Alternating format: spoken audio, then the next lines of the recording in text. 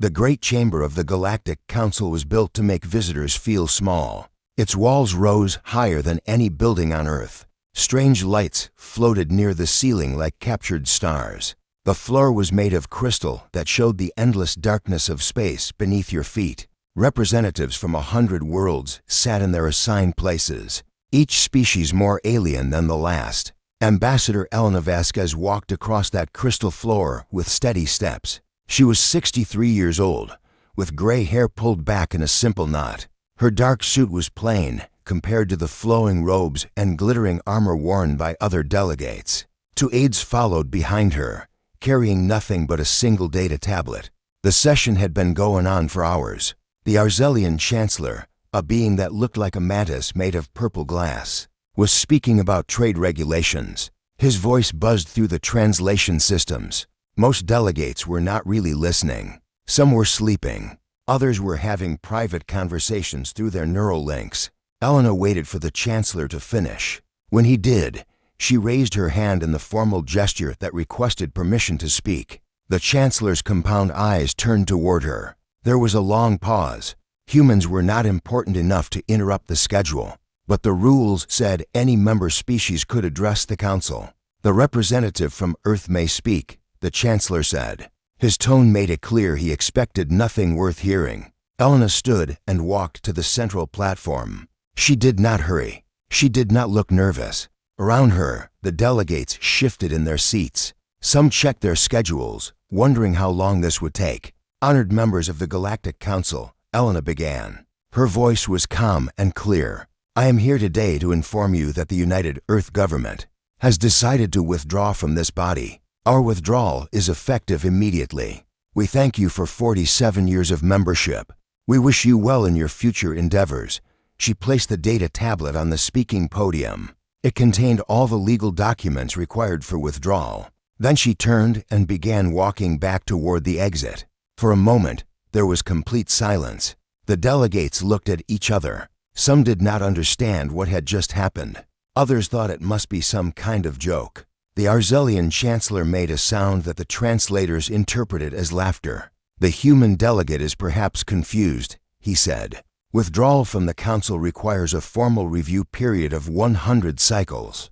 There are procedures to follow, committees to consult." Elena stopped walking. She turned back to face him. "The procedures have been followed, Chancellor. The committees were consulted. Your own administrative office approved the withdrawal documents 3 cycles ago.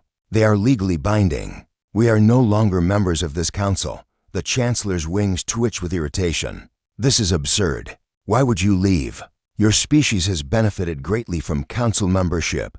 We have given greatly as well." Elena replied, "We thank you for the opportunity. Goodbye." She continued walking. Her aides followed.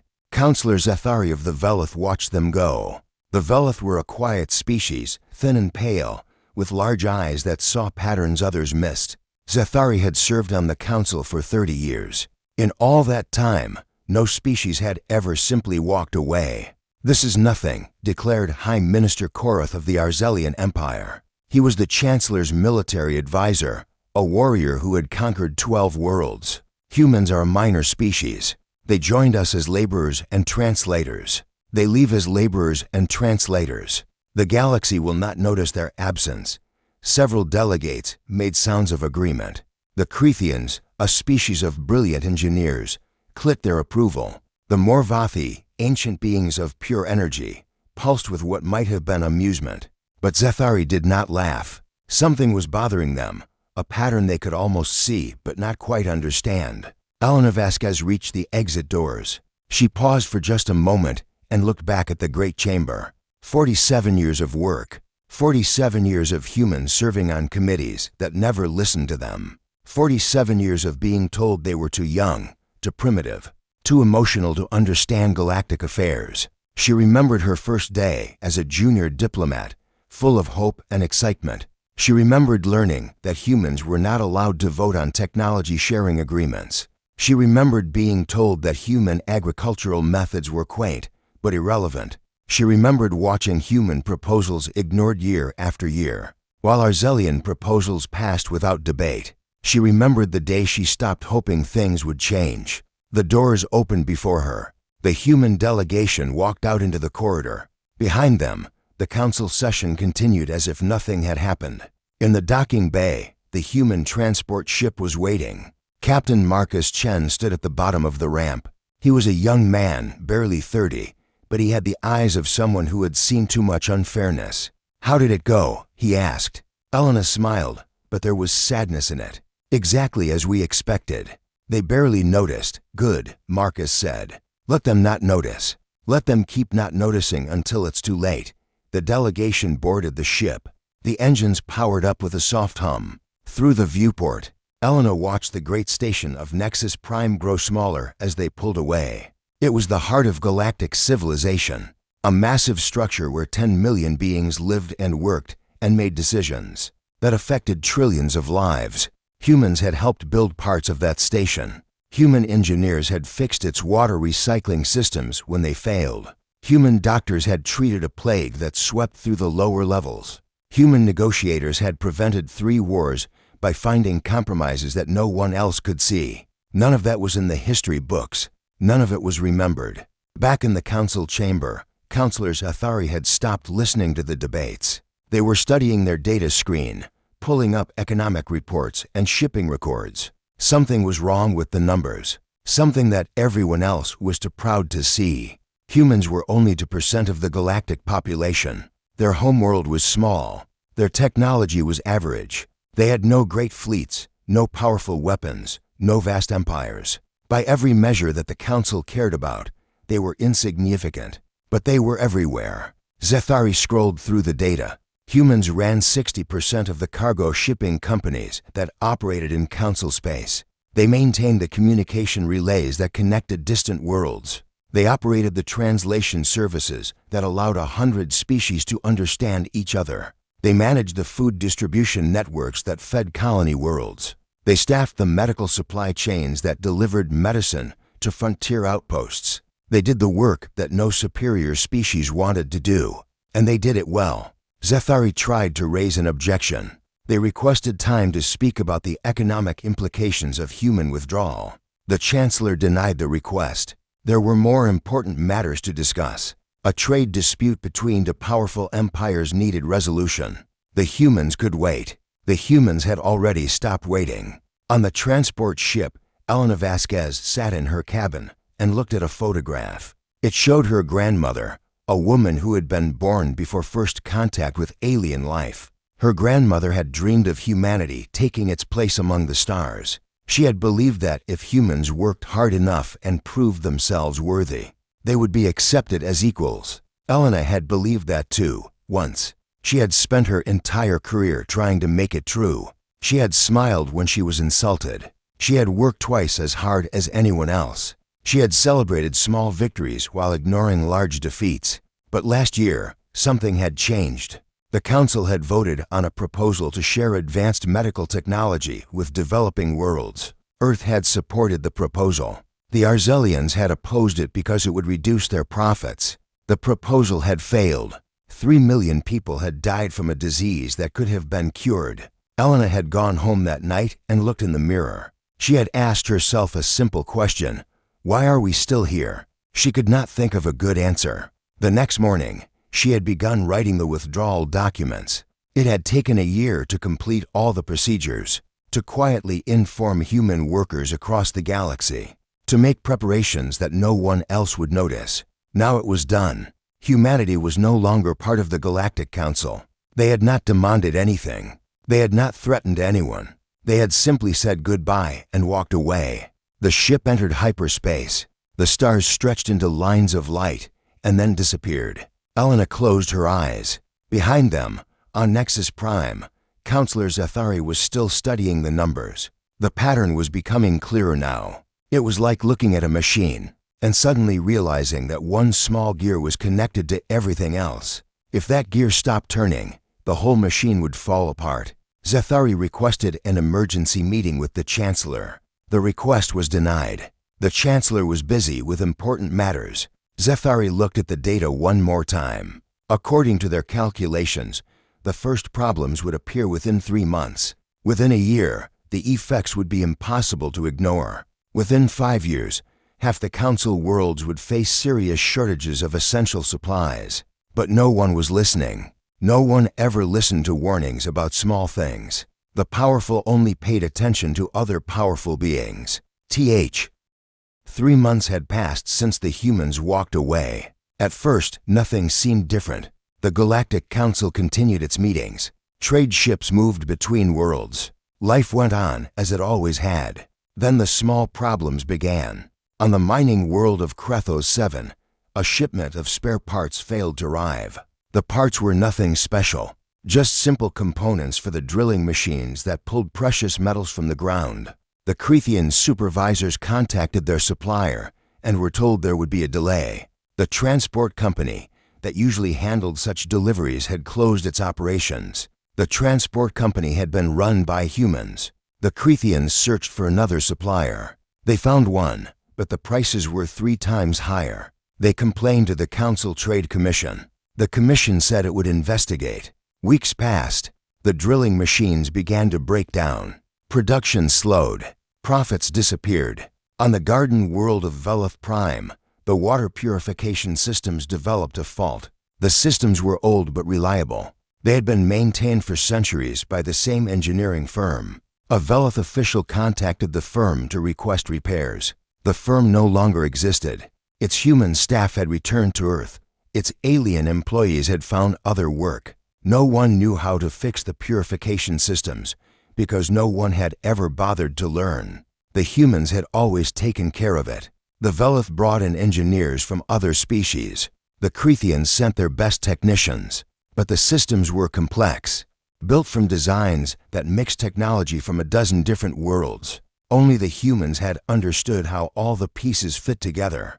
The water began to taste strange. People got sick. Hospitals filled with patients suffering from contaminated water. The Veloth government declared an emergency. On Nexus Prime itself, the translation services began to fail.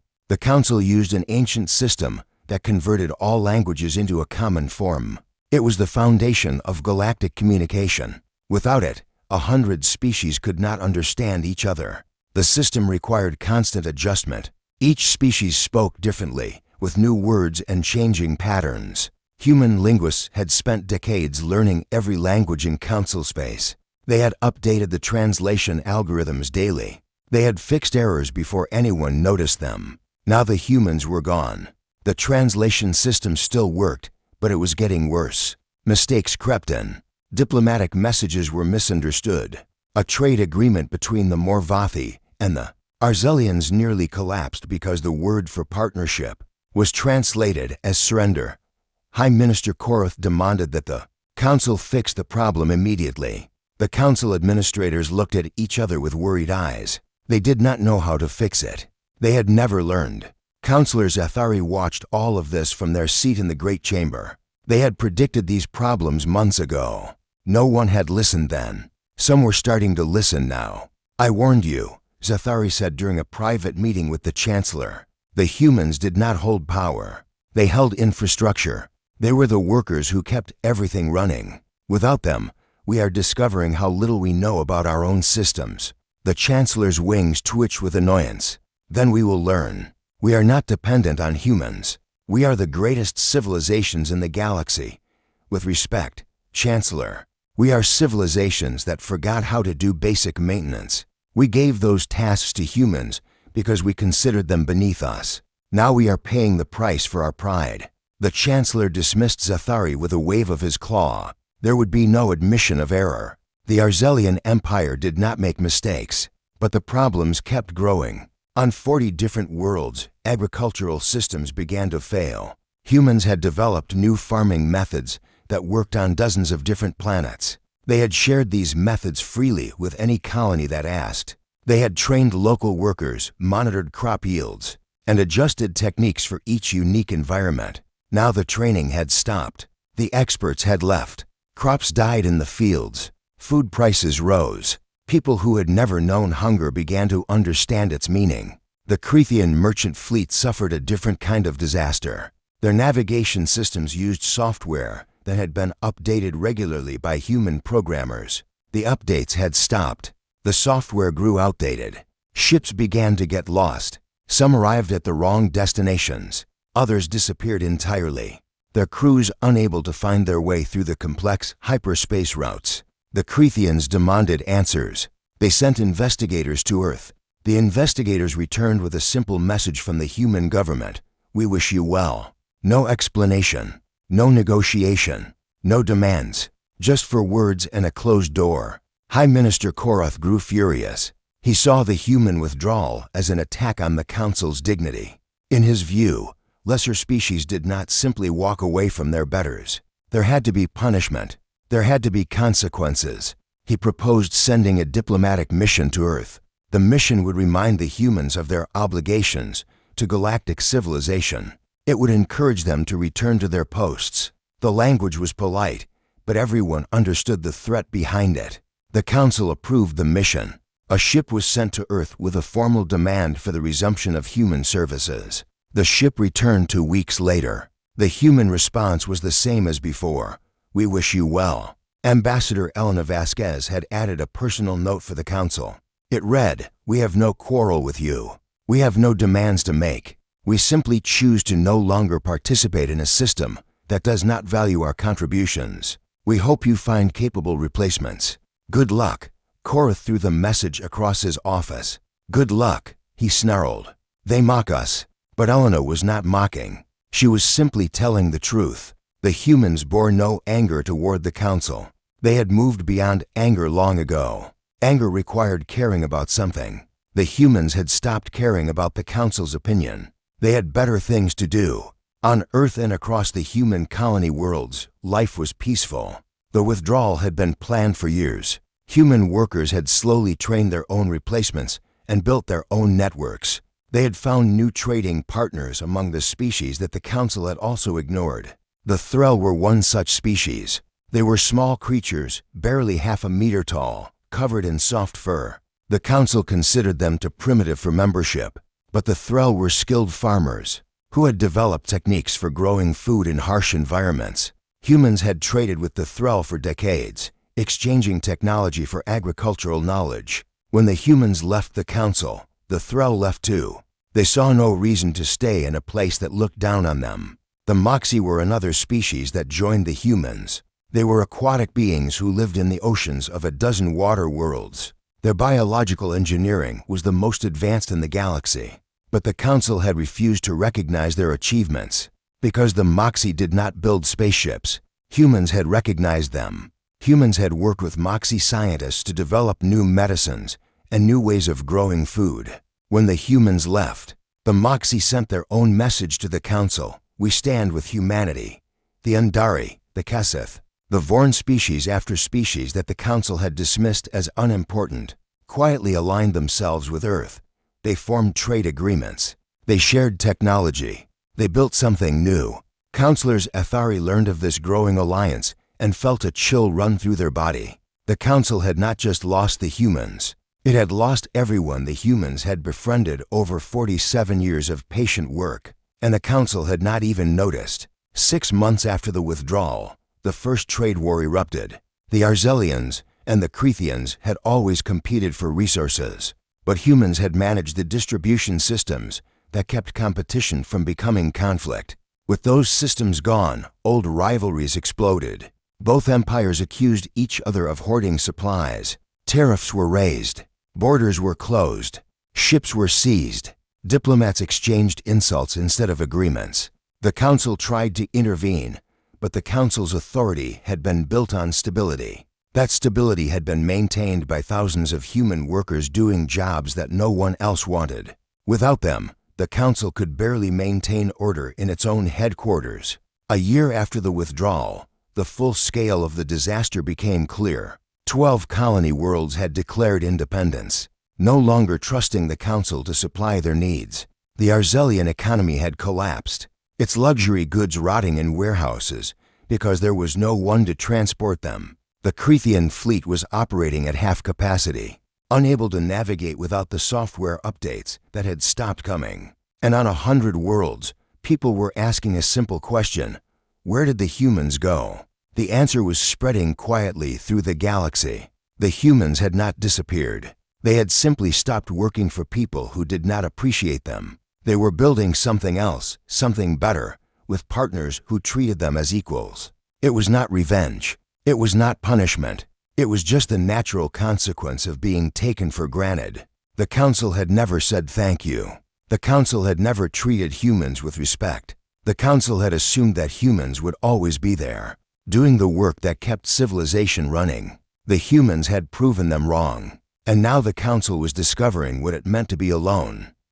One galactic year had passed since humanity walked away from the council. The great civilizations that had once ruled the galaxy were now fighting among themselves. Like children arguing over broken toys, the Arzelian Empire had split into 3 factions. The old chancellor was gone, removed by his own people after the economy collapsed. High Minister Korath had seized power, but he controlled only the core worlds. The outer territories had declared independence. Civil war seemed inevitable. The Creathian Confederacy was falling apart in a different way. Their merchant fleets had once been the pride of the galaxy, carrying goods to every corner of known space. Now half those fleets sat idle in their docks, without the navigation software that humans had maintained. The ships could not safely travel the hyperspace routes. Captains who tried anyway sometimes arrived at their destinations. Many did not. The Morvathi, those ancient beings of pure energy, had retreated to their home dimension. They had always been observers more than participants, but even they could see that something fundamental had broken. The galaxy they had watched for millennia was changing into something darker. On Nexus Prime, the council still met, but the great chamber was half empty now. Species that had been members for centuries had stopped sending representatives. There was no point in attending meetings that accomplished nothing. Councillor Zathari sat in their usual seat, watching the remaining delegates argue. Today's debate was about food distribution. 3 agricultural worlds had stopped shipping their harvests because they had not been paid. The payment systems were failing because the administrators who ran them had quit. The administrators had quit because there was no one to coordinate their work. It was the same story everywhere. Pull one thread, and the whole fabric unraveled. "We must take action," declared a Creathian admiral who had appointed himself leader of what remained of the Confederacy. "The humans have deliberately sabotaged galactic civilization. This is an act of war." "The humans have done nothing," Zathari replied, their voice calm. "They simply stopped doing what they used to do.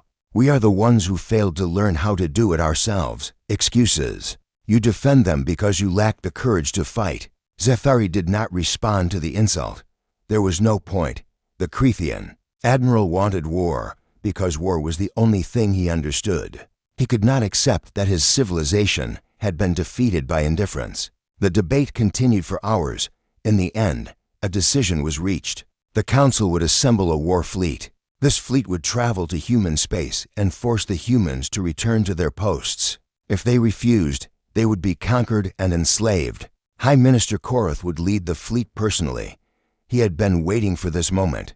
In his mind, the humans had humiliated him by walking away without a fight. He would teach them what happened to species that defied the mighty Arzelian Empire. "This is a mistake," Zathari said when the vote was announced. "The humans have done nothing aggressive. They have made no threats. If we attack them, we become the villains. History will judge us harshly." Korath laughed. "History is written by the victors, Counselor, and we will be victorious." The fleet gathered over the following weeks. It was a collection of ships from a dozen different species, all held together by desperation and pride. The Arzelians contributed their warships, massive vessels bristling with weapons. The Creathians sent what remained of their fleet. Even the Morvathi sent a single ship, a sphere of pure energy that could destroy a small moon. It was the largest military force assembled in centuries. Korath stood on the bridge of his flagship and felt power coursing through him. This was what the galaxy needed: strong leadership, decisive action. The humans would learn their place. The fleet entered hyperspace. The journey to human territory would take 3 weeks. During that time, Korath planned his conquest. He would demand unconditional surrender. The humans would be stripped of their independence. They would be assigned to work camps across council space, doing the jobs they had abandoned. Their leaders would be executed as examples. He never considered that he might fail. The fleet emerged from hyperspace at the edge of human territory. Koroth stood on his bridge and prepared to give the order to advance. Then his sensors showed him something that made his heart stop beating. The humans were not alone. Ships filled the space before him. Not human ships, or not only human ships. There were Thrall vessels, small but numerous, designed for speed and precision. There were Moxie bioships, living creatures that could repair themselves in battle. There were Undari carriers, Kesseth frigates, Vorn destroyers, dozens of species, hundreds of ships, all of them standing between Koroth and Earth. "What is this?" he demanded. His tactical officer studied the readings with trembling hands. "It appears to be a coalition fleet. High Minister, species that left the Council or were never members. They have formed an alliance. Impossible. These are primitive species. They have no technology, no organization." But the evidence was floating right in front of him. The primitive species had organized very well indeed. A communication came through from the coalition fleet. A human face appeared on the screen. It was Ambassador Elena Vasquez, older now, with more gray in her hair. She looked at Koroth with no fear in her eyes. "High Minister Koroth," she said, "welcome to human space. I see you have brought a fleet. May I ask your intentions?" Koroth straightened his posture.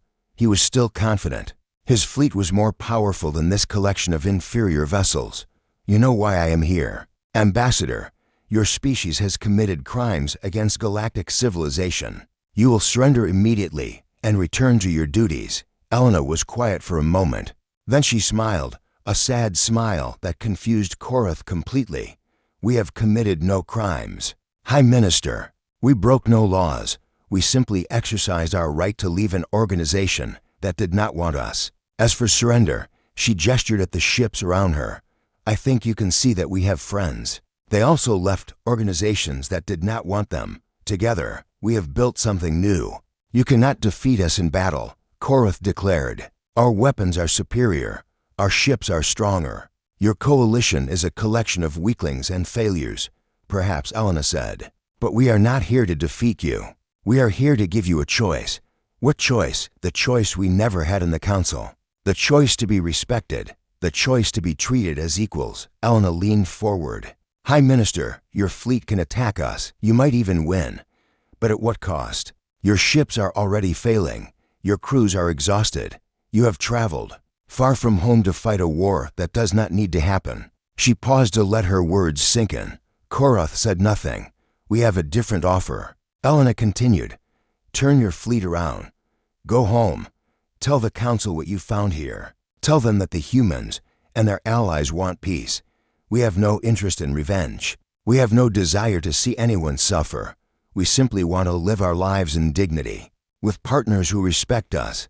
And if I refuse," Elena's smile faded, "then we will defend ourselves. But even if you destroy every ship here, you will gain nothing. There are no slaves waiting to serve you. There are no workers ready to fix your broken systems. There are only people who have learned that they have value, and who will never let anyone treat them otherwise." Koroth stared at the screen. His hand hovered over the button that would order the attack. Behind him, his officers waited in silence. He thought about glory. He thought about conquest. He thought about writing his name in history as the one who brought humanity to its knees. Then he thought about the reality of his situation. His ships were held together with temporary repairs. His crews had not been properly fed in weeks. His navigation systems were so degraded that half his fleet might not make it home even if they left now. He looked at the coalition ships floating in perfect formation. They were not running. They were not begging. They were simply waiting, calm and patient, ready for whatever came next. For the first time in his life, Koroth felt something he did not recognize. It was doubt. His hand moved away from the button. He stared at Elena Vasquez, the small human woman who had somehow become the face of everything he did not understand. "We need to talk," he said finally. Elena nodded. "Yes, we do." The meeting took place on a small moon between the two fleets. Neither side wanted to board the other's ship. Neither side fully trusted the other. But both sides understood that talking was better than dying. Ambassador Elena Vasquez arrived with a small delegation. There were humans, of course, but also a Thrall agricultural expert, a Moxie biologist, and representatives from half a dozen other coalition species. They wore simple clothing and carried no weapons. High Minister Korath came with his generals. They wore battle armor and carried ceremonial blades. It was meant to intimidate. It did not work. The two groups sat across from each other in a prefabricated shelter. Through the windows, they could see both fleets floating in the darkness. One wrong word, and those ships would start shooting. Korath spoke first. "You have brought me here to negotiate. What are your terms?" Elena shook her head. "We have no terms, High Minister. We are not holding you prisoner. You may leave whenever you wish. We simply wanted to talk. Talk about what? About why we left. About what went wrong. About what could be different." Elena folded her hands on the table. "For 47 years, humans served the Galactic Council. We worked hard. We solved problems. We helped build the infrastructure that connected 100 worlds. And for 47 years, we were told that we were not good enough, not advanced enough, not worthy of respect." Korath shifted in his seat. "The Council has standards. Your species did not meet them. Your standards measured the wrong things," Elena replied. "You measured power. You measured technology. You measured military strength. You never measured kindness. You never measured cooperation. You never measured the willingness to help others without expecting anything in return." The Moxie representative spoke up. Her voice came through a translation device since her species communicated through chemical signals. "The Council rejected us because we do not build ships, but we build life. We create medicines that cure diseases your doctors cannot treat. We engineer organisms that clean polluted worlds. None of this mattered to the Council. Only ships. Only weapons." The Thrall representative added his perspective. "My people are farmers. We can grow food on barren rock. We can feed billions with techniques we developed over thousands of years. The Council called us primitive. They would not even let us speak in the Great Chamber, one by one." The coalition representatives shared their stories.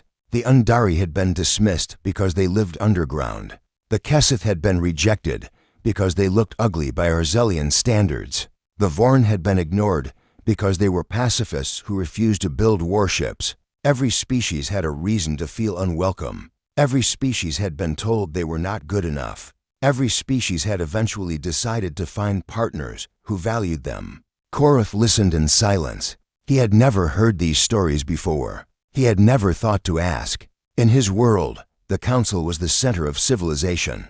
Species that did not belong were simply inferior. It had never occurred to him that they might have something valuable to offer. One of his generals leaned close and whispered, "This is weakness, High Minister. They are trying to make us feel guilty. We should attack now while they are distracted." Korath did not respond. He was thinking about something else. He was thinking about his own species. The Arzelians had not always been conquerors. Long ago, before they discovered space travel, they had been artists and philosophers. They had built great cities filled with beautiful sculptures. They had written poetry that made people weep with joy. Then they had met other species. Those species had weapons. Those species had power. The Arzelians had learned that the galaxy was dangerous, and they had changed themselves to survive. They had become warriors. They had built empires. They had forgotten how to create beauty. Now the empire was falling apart. The economy was dead. The colonies were rebelling. The great fleet that Korath had assembled was falling apart around him. All the power in the galaxy could not fix what was broken. "What do you want from us?" Korath asked finally. His voice was different now. The arrogance was gone. In its place was something that might have been genuine curiosity. Elena studied him carefully. She had spent her career learning to read alien faces. She saw something in Korath that she had not expected to see. She saw exhaustion. She saw confusion. She saw a being who had been taught all his life that strength was the only thing that mattered, and who was slowly realizing that strength alone was not enough. "We want what everyone wants," she said. "We want to live in peace. We want to build things that last. We want to be part of something larger than ourselves. But we will not accept being treated as lesser beings. We will not go back to serving masters who despise us. Then you want us to apologize. No." Elena's answer surprised him. Apologies are just words. We want actions. We want the Council to change how it treats species that are different. We want a galaxy where power is not the only measure of worth. We want a future where every species can contribute what they do best, and every species is valued for that contribution, the Thrall representative added. We want partners, not masters. Friends, not rulers. Korath looked at his generals. They were loyal soldiers who would follow him into any battle, but they had no answer for what was happening here. War made sense to them. Peace through respect was a foreign concept. The Council will never accept this, Korath said. The old powers will never give up their authority. Then the old powers will continue to fade. Elena replied, and new powers will rise. Species that work together instead of dominating each other. Species that share knowledge instead of hoarding it. Species that build instead of destroy. She gestured at the coalition ships outside the window. This alliance is already growing. More species join every month. Some of them used to be council members who got tired of being ignored. Some of them were never members at all. What they have in common is that they want something better. Silence fell over the room. Outside, the stars burned with ancient light, indifferent to the struggles of mortal beings. Korath made a decision. I will not attack, he said. I will take my fleet home. I will tell the Council what I have seen here. But I make no promises about what they will do.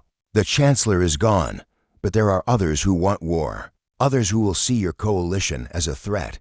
Elena nodded. We understand. We are not asking for guarantees. We are only asking for a chance. The door is open, High Minister. Anyone who wants to walk through it is welcome. There is no test they must pass. There is no standard they must meet. They only need to treat others the way they wish to be treated. Korath stood. His generals stood with him. For a moment, the two groups faced each other across the table. Then Korath did something that shocked everyone in the room, including himself. He bowed. It was a shallow bow, barely more than a nod, but it was a gesture of respect that Arzelians reserve for equals. I do not understand you, Ambassador, he said. I have conquered worlds. I have destroyed fleets. I have killed more enemies than I can count. And yet you, a single human woman, have defeated me without firing a shot. How? Elena smiled. I have not defeated you, High Minister. I have offered you a choice. What happens next is up to you. Korath straightened. A strange answer. We are a strange species. We care too much about things that do not matter. We help people who cannot help us in return. We forgive enemies who do not deserve forgiveness. Elena paused. Perhaps that is why the Council never understood us.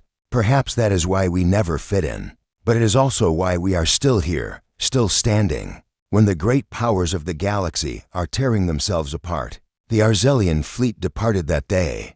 No shots were fired. No threats were made. The largest military force assembled in centuries simply turned around and went home. It was the strangest battle in galactic history, and humanity had won it with nothing but words and an open door. But the story was not over yet. The war that almost happened was just the beginning.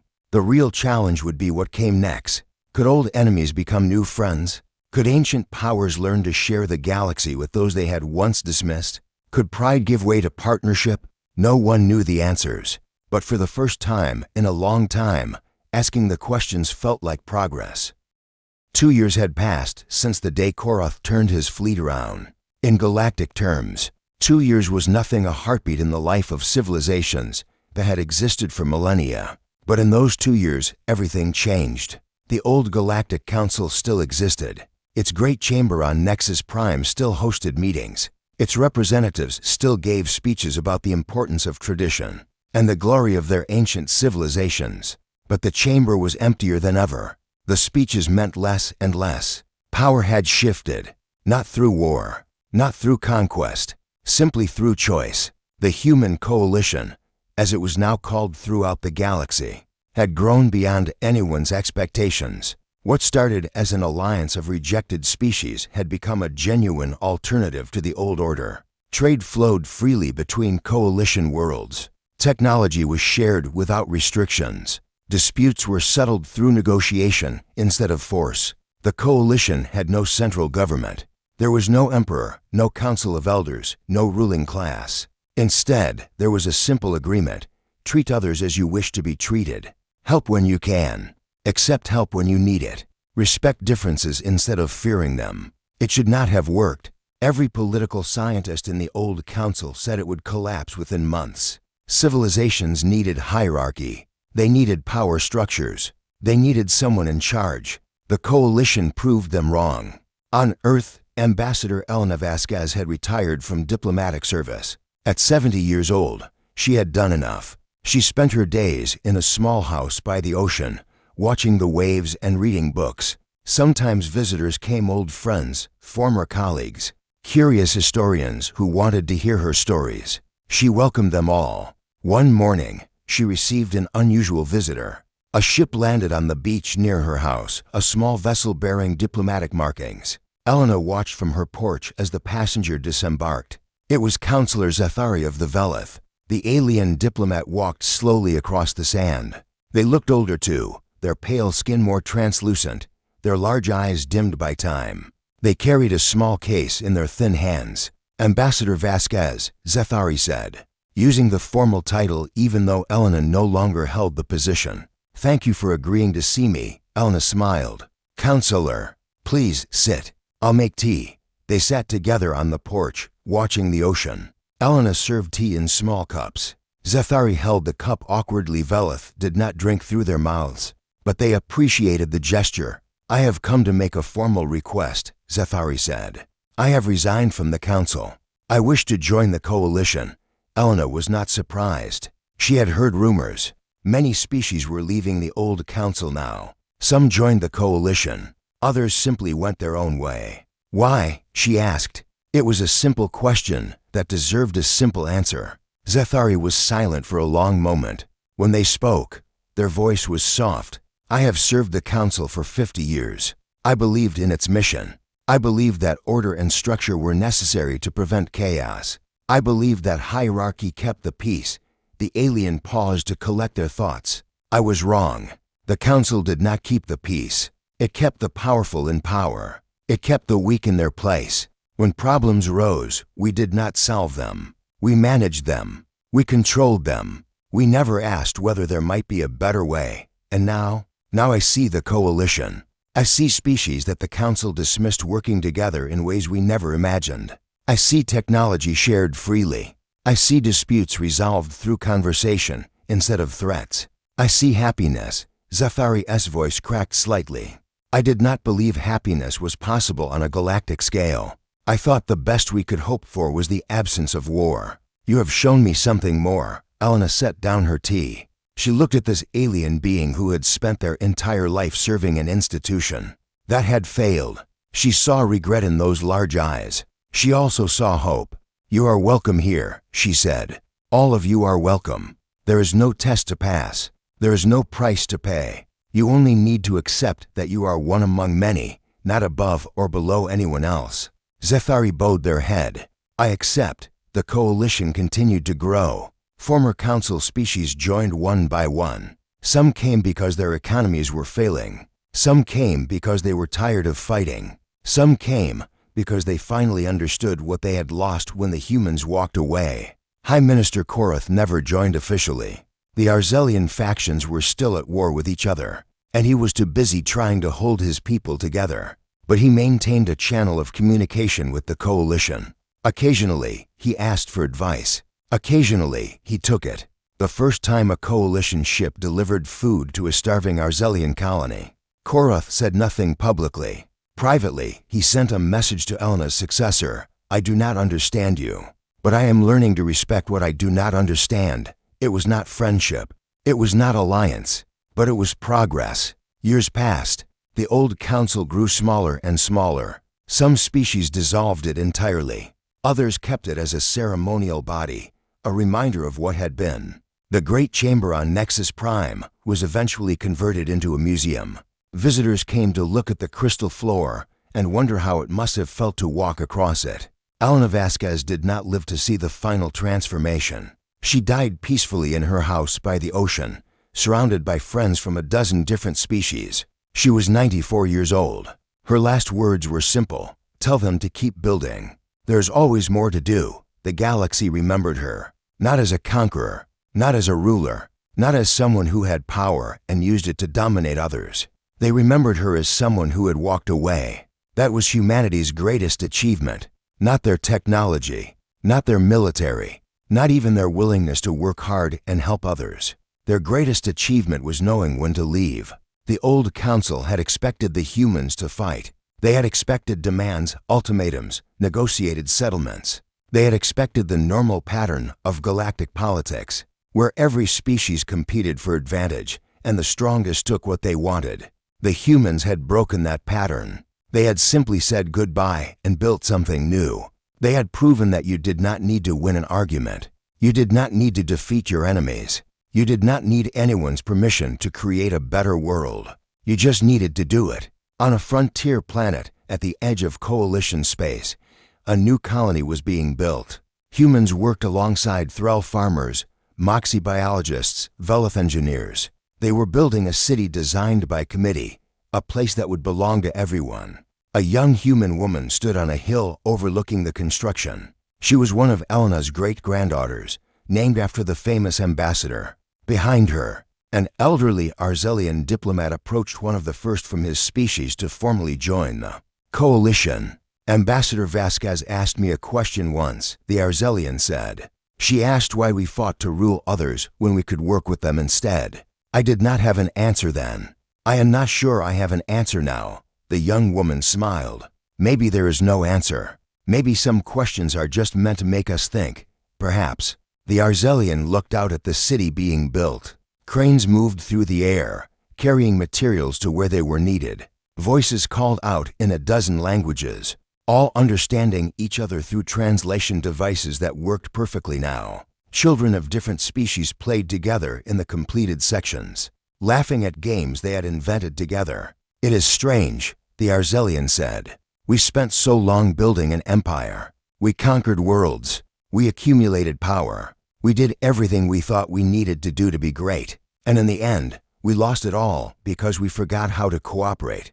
The young woman nodded. My great-grandmother used to say that the hardest lesson to learn is that you don't need to control everything. Sometimes the best thing you can do is let go and trust others to do their part.